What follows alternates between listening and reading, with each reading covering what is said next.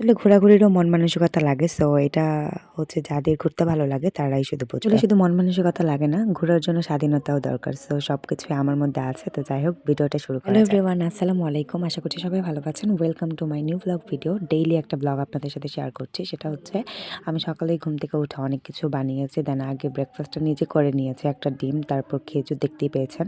তারপরে তো একটা কলা খেলাম। তারপরেই তো ৩ ধরনের পিঠা বানিয়েছি। সো আমার হাসব্যান্ডের সবচেয়ে বেশি ভালো লেগেছে চাপা পিঠা।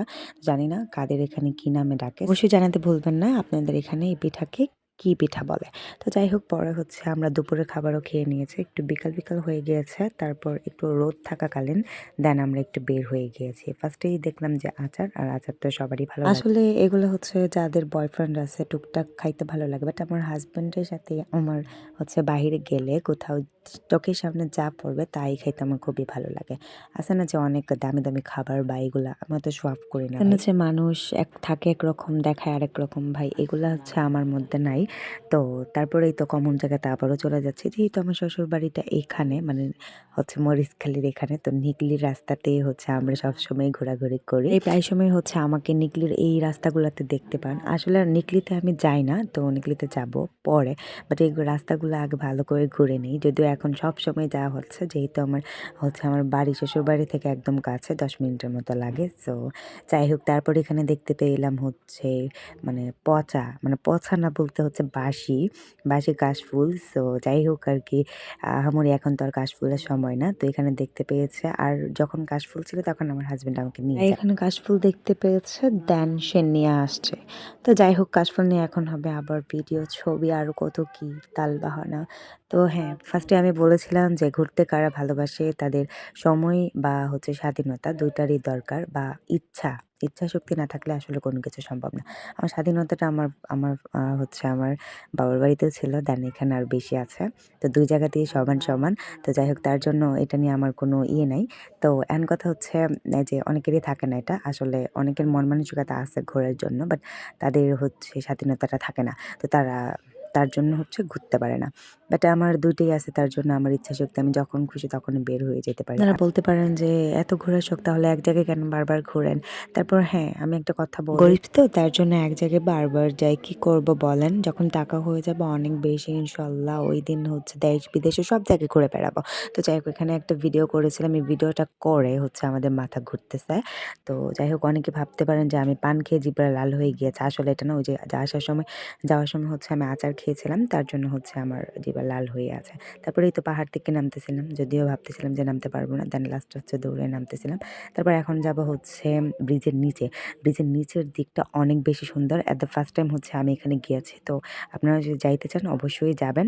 তো যাই হোক খয়রাত যাইতে যে একটা ব্রিজ পড়ে, এটা পরের ব্রিজেই হচ্ছে এই জায়গাটা। লোকেশনটা আমি বলে দিয়েছি। তো যদিও আমি এর আগের ভিডিওতে একটু বলে দিয়েছিলাম যে লোকেশন কোথায়। তো ফার্স্ট টাইম এখানে আমি ভাবছিলাম এটা হচ্ছে ডাল, মানে মাসকলার ডালের গাছ। মানে ক্ষেত আরকি। সো যাই হোক একটা ভিডিওতে আমি একটু ভুলভাল কথা বলেছিলাম। এটা নিয়ে আপনারা অনেক বেশি করেছেন, ট্রোল করেছেন যেটাকে বলে। তো তারপর এই তো আমি এখন ঠিক করে নিলাম। দেন দেখেন ব্রিজটা দূর থেকে কত বেশি সুন্দর লাগছে। আসলে দূর থেকে সবকিছুই সুন্দর বাট কাছে গেলে কিন্তু আরো বেশি সুন্দর লাগে যদিও। তারপর আমরা মোবাইলের ভিতরে দেখি যেমন আর বাস্তবে কিন্তু ঠিক তেমনই এই জায়গাটা। অনেকগুলো আছে না যে জায়গাটা দেখতে একরকম, যায় দেখে আরেক রকম এরকম না। সো অনেক বেশি সুন্দর।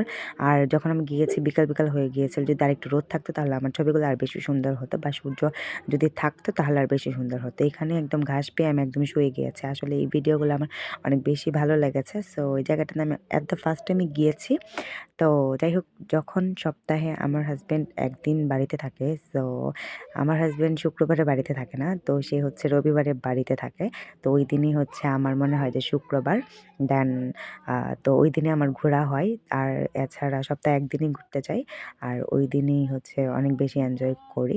আসলে বিয়ে হয়ে গেছে এখন হাসব্যান্ডকে ছাড়া হচ্ছে ঘোরা আমার মানে ভালো লাগে না আরকি। যাই হোক আর কার সাথে ঘুরবো? শ্বশুরবাড়িতে তো আর কেউ নেই। যদিও বাপের বাড়িতে ছিল একটা কাজিন দেন তাকে নিয়ে হচ্ছে সবসময় ঘুরতাম। এখন তার থেকে আমার দূরত্ব প্রায় ১ ঘন্টা। মানে ১ ঘন্টার রাস্তা আরকি। তো যাই হোক কত kilometre I don't know but এখানে এই জায়গাটা অনেক বেশি সুন্দর লেগেছে। সিলেটের মতো মানে একটু আরকি বুঝেন না গরিব তো তার জন্য সবকিছুকে একটু ভাবি।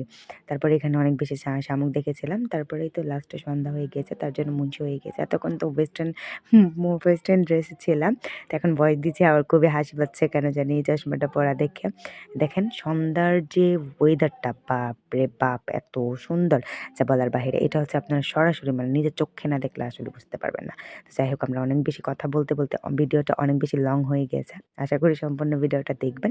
তো নেক্সট আবারও একটা ব্লগ আসছে সামনে। অবশ্যই দেখবেন।